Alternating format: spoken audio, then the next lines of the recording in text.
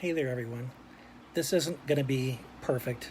I'm not doing this from notes, and I'm really brain foggy today, but this is something that is so pervasive in our culture, and I've seen it do so much harm that I want to address it. And that is the assertion that we should always put other people's needs before our own.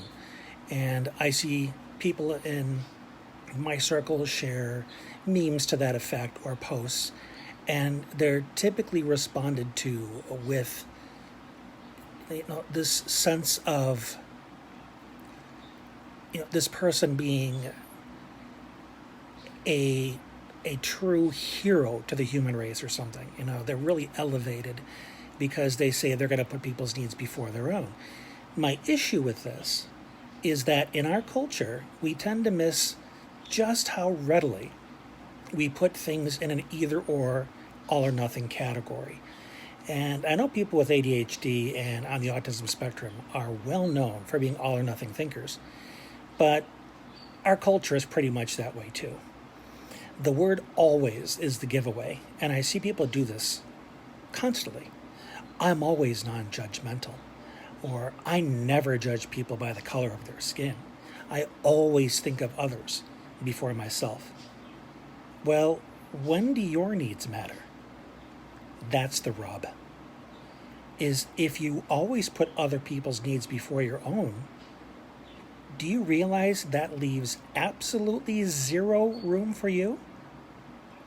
Because in order to always put other people's needs before your own, well, there's always somebody that needs something, right? And if you're aware of it, you darn better well put their needs before your own. And oh my goodness, here comes somebody else with a need. Oh, I better put their needs first. Do you realize that you absolutely shut out the option of self-care ever? And if you do exhaust yourself, feel sick, or in some way need to be given to, you suddenly feel like a piece of garbage because you're not living up to the value of, I always put others people's needs before my own. Do you see how that works? You absolutely set yourself up for failure when you put that and you have that value on such a high horse, so non-negotiable, that in order to meet your own needs, because you're a human being too, you have needs just like everybody else does, and to conduct yourself as though you can suddenly dispense or neglect all of your needs, and that is somehow going to be made up for by being even more generous with people, by giving them even more of yourself. How does that work?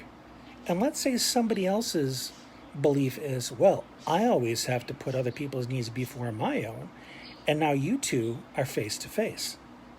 Well, who gets to be given to if you're both martyrs? By martyr, I mean you suffer for your belief. There's no amount of suffering you can experience.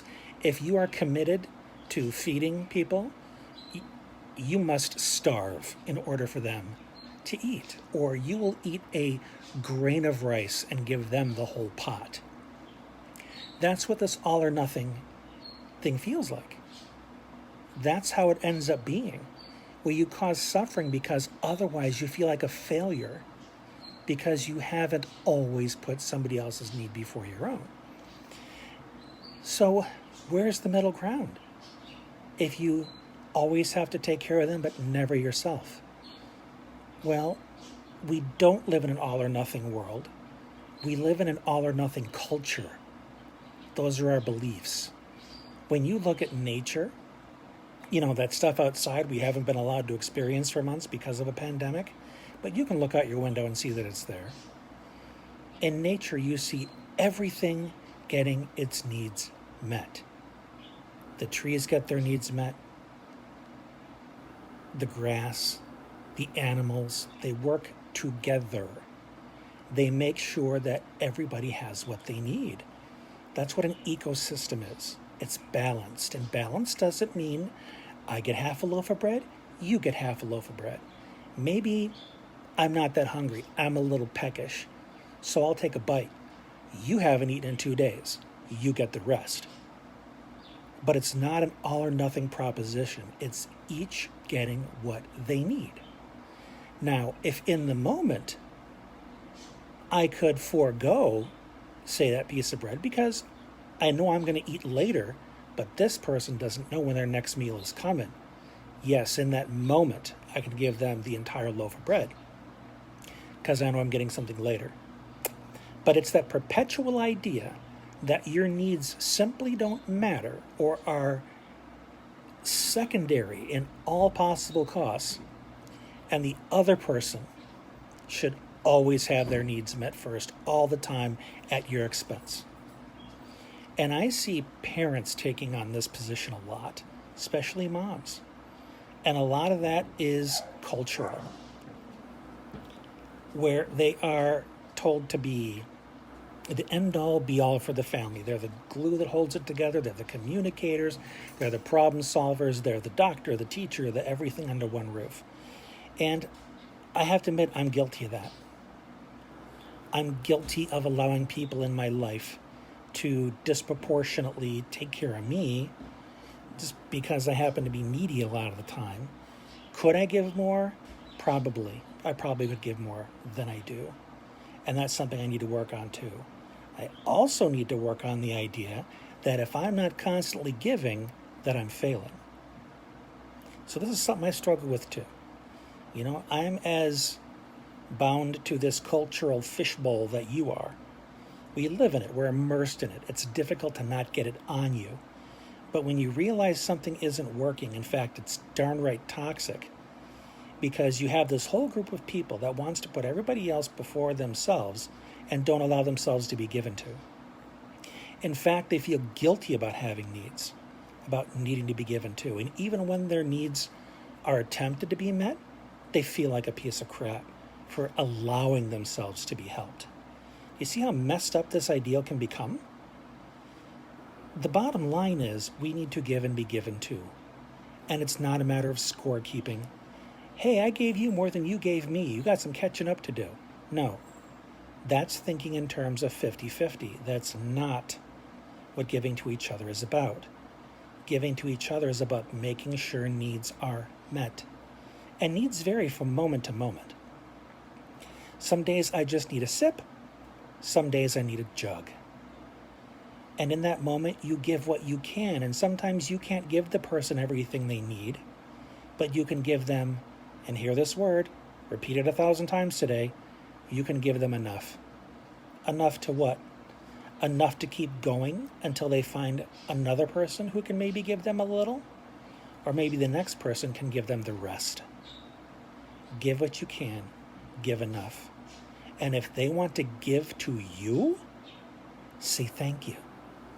Because if they're trying to put other people's needs first, let them. Let them give to you as a reminder that, hey, this feels good to be given to.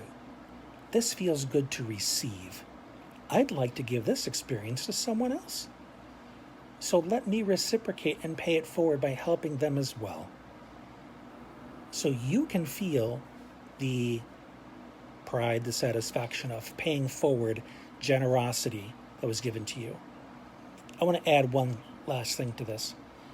When Zach, my oldest, he's 22 now, when he was 5 and my middle son was 18 months old, we went through a green light and somebody blew a red light and slammed right into the side of the minivan that we were in, and we flipped over and skidded on the roof, and all the windows blew out and we were stuck inside. A bunch of strangers jumped out of their cars, and I heard, hey, we're here. What do you need? What do you need? And I said, get my boys out of this car, because I didn't know if it was going to blow up or start on fire or whatever. Thank goodness none of that happened. But the firefighters needed to get me out because I was dangling by my seatbelt, and it had such tension on it that I couldn't pop it and release it. So it was a coordinated effort and so on.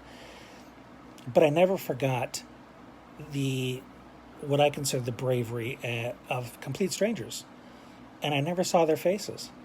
Well, last week, I think it was, or maybe even farther back, Zach and I were driving and we witnessed a car accident. I didn't hesitate but to pull over and see if I could help.